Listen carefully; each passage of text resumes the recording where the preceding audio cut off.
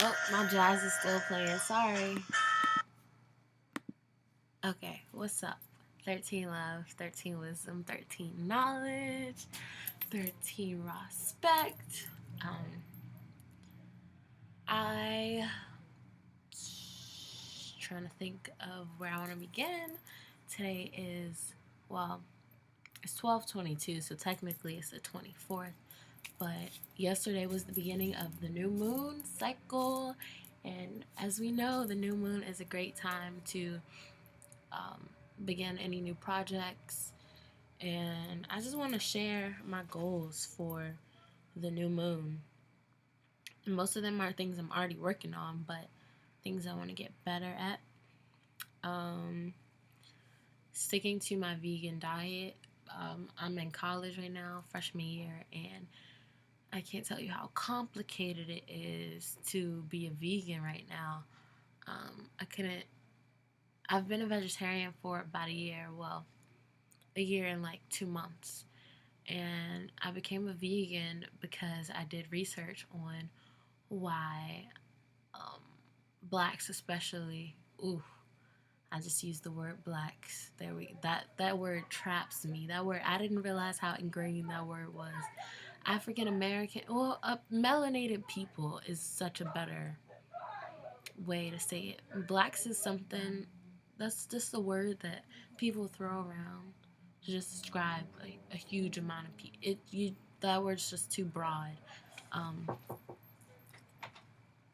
okay, sorry about that. I had to end my video yesterday to entertain some guests, but I am back on the 25th on the waxing crescent, and it's still like the beginning of the moon cycle, so still a good time to like announce my goals. So I'm just gonna finish. I think I left off on why dairy wasn't good for melanin. Um, People texting me. Let me turn the volume off.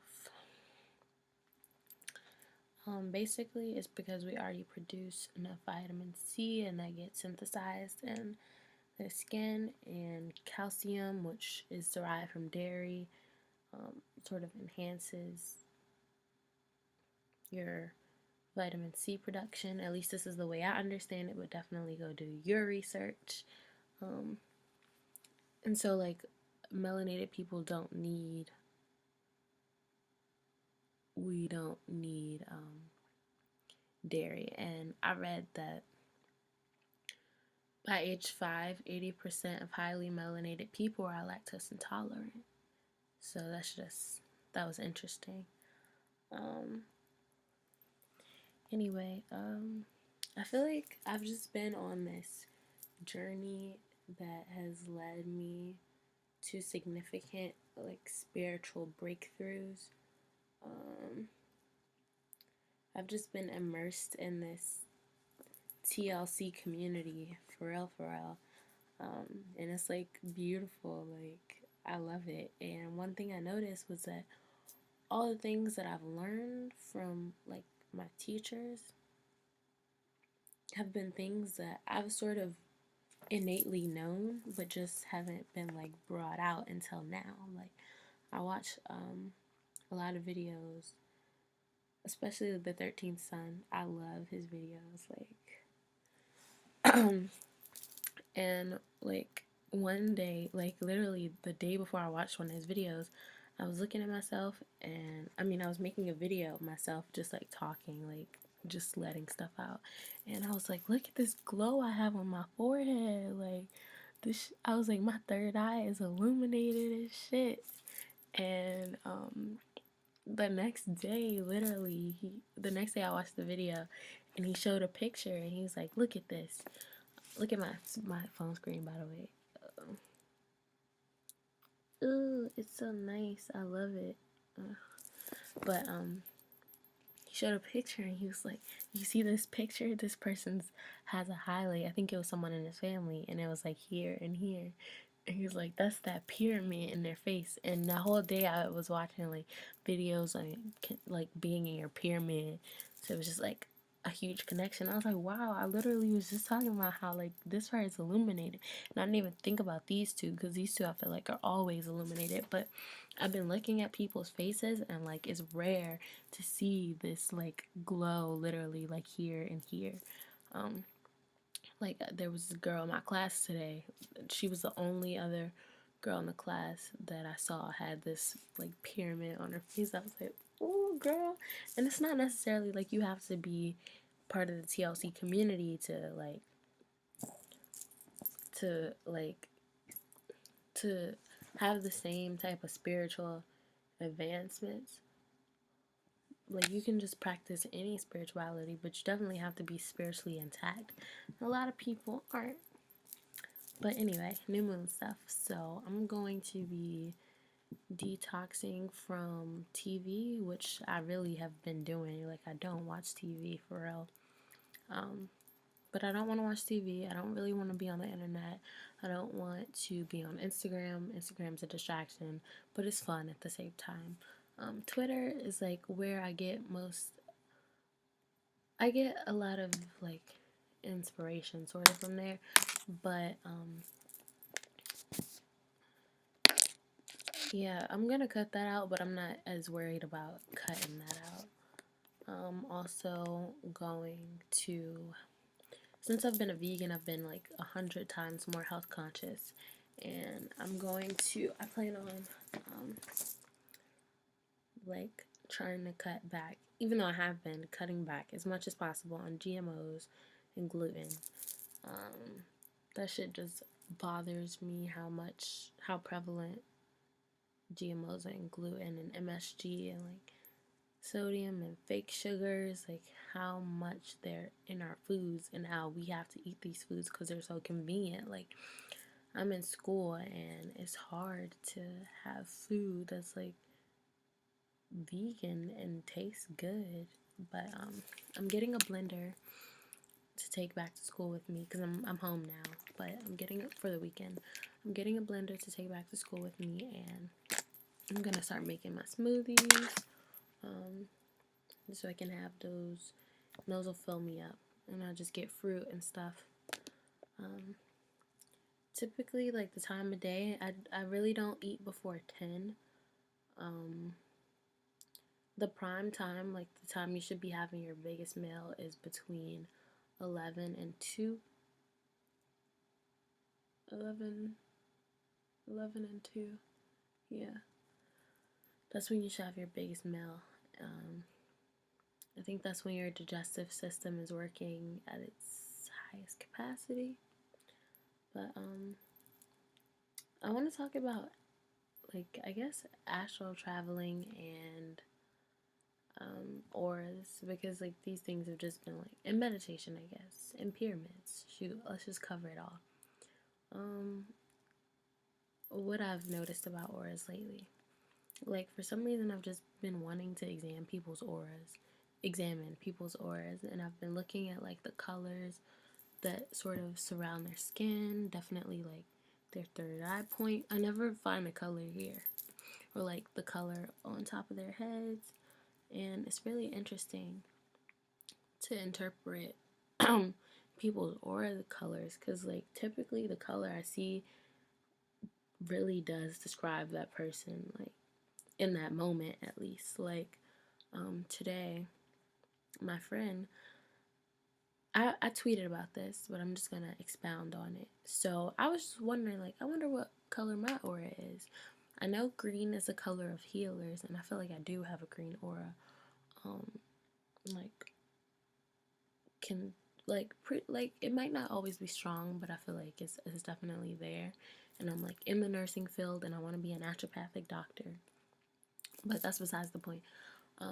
This my roommate, I don't know. I was like, I feel like my aura is really red right now. So I'm just like looking up, what does a red aura mean? And it was like, this person is like stuck in their physical body, and they're very materialistic. I'm like, that's not me at all. So then I like really thought about it. I'm like, no, I feel more green than anything. And then I look at my roommate, and I'm like, wait, she's the red.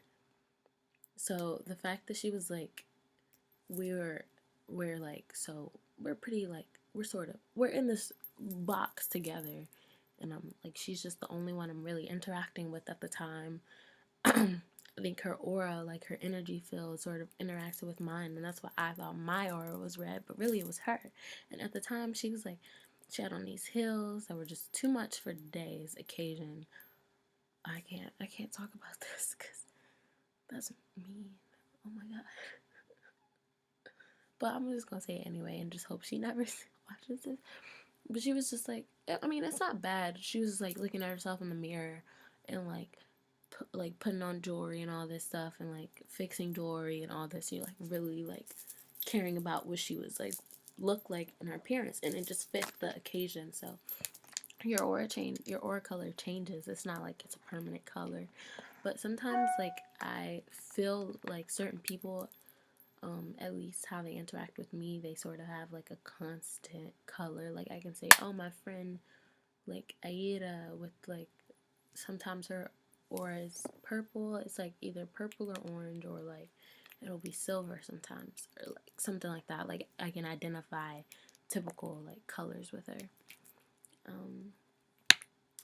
And today I was also looking at my grandmother's aura, and it was really hard to detect, and I was wondering why. Like I just couldn't find out why. And I was like, the two colors I ended up picking, like not picking, sounds weird, but and it sounds artificial, but it's, I swear this is real.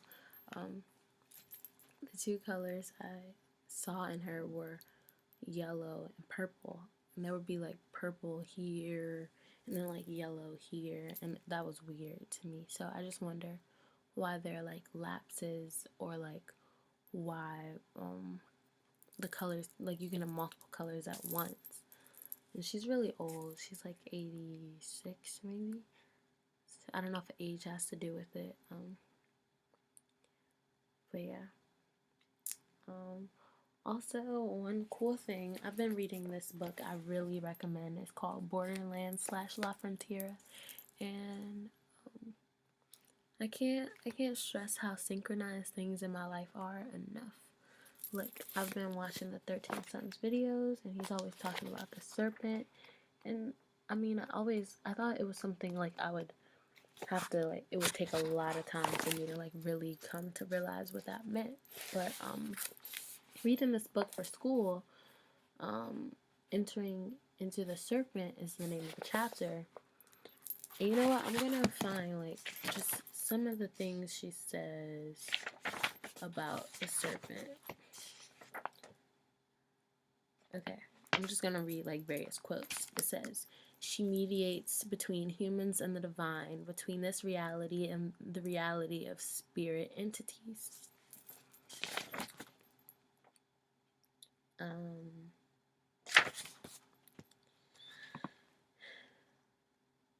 In pre-Columbian America, the most notable symbol was the serpent. The Olmecs associated womanhood with the serpent's mouth, which was guarded by rows of dangerous teeth, a sort of vagina dentata. They considered it the most sacred place on earth, a place of refuge, the creative womb from which all things were born and to which all things return. Snake people had holes, entrances to the body of the earth serpent. They followed the serpent's way, identified with the serpent deity, with the mouth, both the eater and the eaten. The destiny of humankind is to be devoured by the serpent.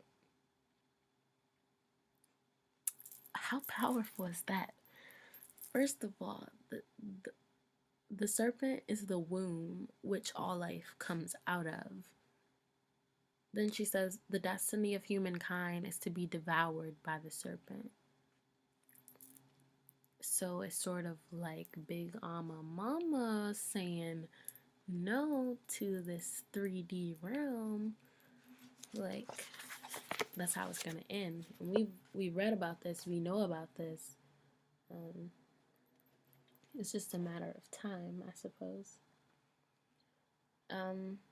She also says, once in my bedroom, I saw a cobra the size of the room, her hood expanding over me. When I blinked, she was gone. I realized she was in my psyche, the mental picture and symbol of the instinctual in its collective and personal pre-human. She, the symbol of the dark sexual drive, the underworld, the feminine, the serpentine movement of sexuality, of creativity, the basis of all energy and life.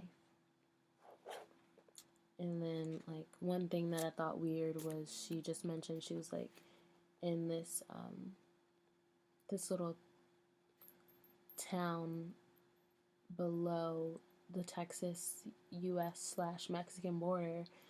There were 13 churches and 13 cantinas. Anyway, she goes on to say that the serpent woman was the Aztec goddess of the earth, of war and birth, patron of midwives, and the antecedent of La Llorona. And she wears a white dress with a decoration half red and half black. Also, long before anything takes place, she is the first to predict something is to happen.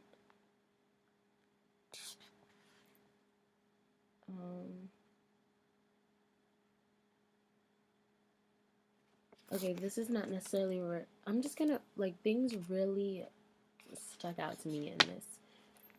She said, we've been taught that the spirit is outside our bodies or above our heads, somewhere up in the sky with God. We're supposed to forget that every cell in our bodies, every bone and bird and worm has spirit in it. She says, I'm not going to read this one, never mind. I don't like that quote, but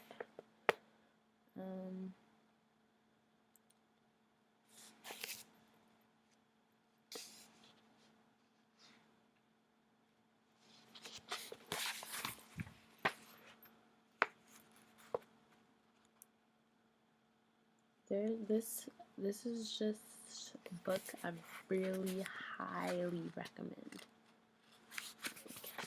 Highly. If I could recommend you have one book and you read one book ever, I guess there are other better books, but this one's a really good one. And in the back there are a bunch of poems. The poems are beautiful. I've only read two or three, and they were beautiful. I'm like only on the 5th chapter, and it's just such a good book. So if you have spare time to read Gloria Anzaldúa, Borderlands/La Frontera. It's a great read. The other thing I said I wanted to talk about was astral projection, I guess. So I've always been attracted to lucid dreaming and astral projection, and I've sort of ventured into it before, but I didn't get very far. Like, I didn't go anywhere meaningful. But just yesterday or the day before, I really concentrated on, like, getting out of my body. So I stepped outside of my body, and then I just traveled, and I was like, I want to get out of this realm. Like, I want to explore another realm. And so I did that by, I don't really know how I got there. Well, I don't really know how I got there, actually. I just remember talking to a woman, and she was telling me, like, you gotta let go of your ego because it's dense and it's heavy, and if anything holds you back, it's that. So that was just a bit of information. Now we shall talk about meditation. Meditation is love. Meditation is light. Meditation is everything. I love to meditate. I love the benefits of meditation. I love meditating. It's just such a beautiful practice. Like, and it's just really beneficial. It's known to reduce stress. It helps you think clearer. It helps you sort of like connect to something definitely deeper than the ego. It helps you get inside. And the more you practice, the easier it is. Like, for a while, I literally just, I could meditate when, I could probably still do this, but I could get into meditation like as soon as I close my eyes. And not only that, like my meditation would be deep, and it would be not just where I wanted to go, but where I needed to go. And I find it really important to go look inward, because there's nothing else around us, because these things around us really mean nothing. I don't know. 13 love, 13 wisdom, 13 knowledge, 13 respect, 13 to the nega, 13 to all my queens, 13 to all my kings, 13 to everybody just trying to escape this 3D realm. 13 peace, my loves. Bye.